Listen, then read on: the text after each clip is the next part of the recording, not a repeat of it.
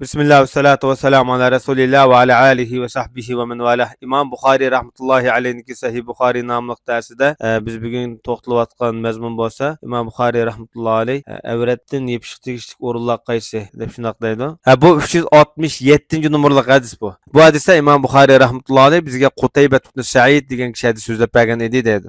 Bu kishi deydi bizge Leys hadis so'zlab bergan edi. Leys ibn Shahab Ubeydullah ibn Abdullah ibn Utba'din bu kishi Abi Sa'id al-Hudri degan sahabidin bayon qilgan. Bularniki tarjimalarning ham birisi boshda o'tgan. Bu kishi deydi Abi Sa'id al-Hudri radhiyallohu anhu Payg'ambar alayhisolatu vassalam hech qanday yo'ruq yoki yo'chiq qo'ymay butunlay yo'g'ini o'lishdan cheklaganda, yana birisi bir odamniki birlik kiyimga yo'g'ini o'lib onun evretlerinde hiç nesi yok ya küser yok içinde.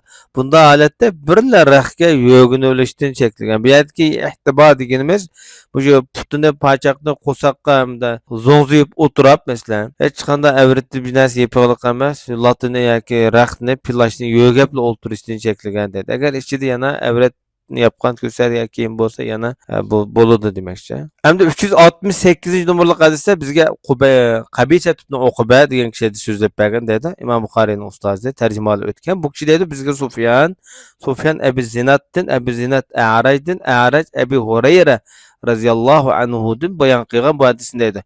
Bularning hammasini tarjimalar boshda o'tganlar. Bu kishi deydi hamda Abu Hurayra raziyallahu anhu Payg'ambar sallallohu alayhi vasallam ikki xil savdodan cheklagan. Biri limas, biri libas. Limas degan mesela mavi kiyimni yoki mavi tovar yoki mavi matoni sen tutuplu qalsang sana bo'ldi setilib ketdi deydi-da, buni ko'rish ixtiyor bo'lmaydi. Bu ayni vaqtdagi bir savdoning bir turi ekanda. Mesela mushtaq ko'rish ixtiyori bo'lmagan. Faqat qo'l tegib shu tutuplu qalsa savdo shu kishiga yuklanib qolgan savdoniki turi buni da cheklagan. Hamda libas deganimiz nima degan vaqtida u odam men kiyimni yoki mavi molni men sana taşlab etdim emse. Ketdi sağmanç pulga. Deplam onun ko'rish ixtiyori bo'lmagan, yani bir savdo turda.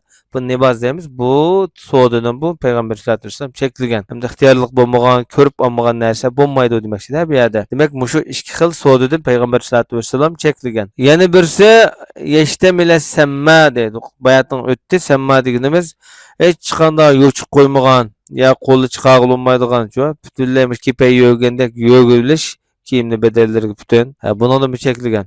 Özüne müdafaa kılınmaydıgan, hareket kılınmaydıgan bu şekilde. Yani birisi birlik kiyimge yögep tizini, paçkını, kusak çaplap, zonzuyup oturaplam, yoğunup oturaştırma Cenab-ı Resulullah çekilgen. Hem de 369. numaralı hadis kelgen vaqtida İmam Bukhari rahmetullahi bizge İshaq hadis sözlep bergen dedi.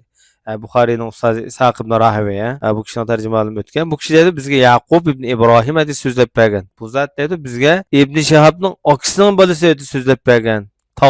Tağısı kim o? Elbette İbn Shahab, Muhammed bin Muslim İbn Shahab az-Zuhri. Bu kishi deydi, bana Humayd ibn Abdurrahman ibn Avf xabar bergan bu hadisni. Bu haqiqatan Abu Hurayraning mundaq deganligini bayon qilganda, meni Abu Bakr radhiyallohu anhu, bu yerga ham ravilarning tarjimalari boshida o'tib bo'lganda qayta takrorlamadik. Abu Hurayra deydi, meni Abu Bakr Siddiq radhiyallohu anhu bir nech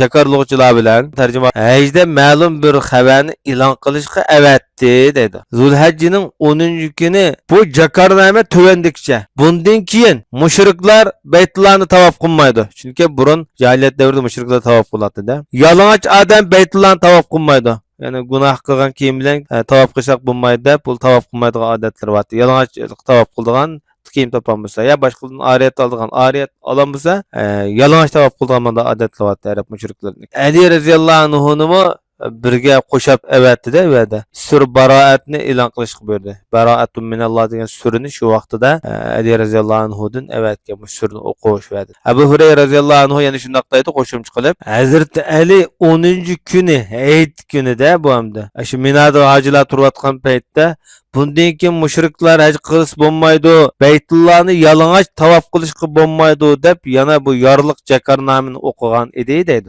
Mana bu Payg'ambar sallallohu alayhi vasallamniki shu Hazrat Abu Bakrni avatish orqali va shu yerdagi bir qism sahobalarni avatib Her qoida usullarini qaytib bekitgan. Bu hadisga bizga muhim bo'lgan nuqta nima degan vaqtida yanıla yalang'och tavob qilishga bo'lmaydi. Yalang'och yurishga bo'lmaydi. Avratni yapmagan holatda ibodat qilishga bo'lmaydi degan mazmunlar bundan ko'rinib turadi. Uningdan boshqa bu yuqoridagi shu 3 hadisda savdo setiqqa munosabatlik va muomala va ibodatga munosabatlik qism masalalar bu yerda yoritilgan. Uningdan boshqa shu ijtimoiy turmushga munosabatlik, kiyim-kechak odatlarga munosabatlik mazmunlarni bu yerda yoritib berilgan. Dinimizniki naqadar bu yerda hem oxiratlik hem dunyolik jihatda va shu oddiy turmushlar jihatda nihoyatda cho'nqur yo'l yo'riq berganligini ko'rib turibmiz. Bugungi darsimiz mushayikchi boy va sallallohu alayhi nabiyina Muhammad va ala alihi va sahbihi ajmain.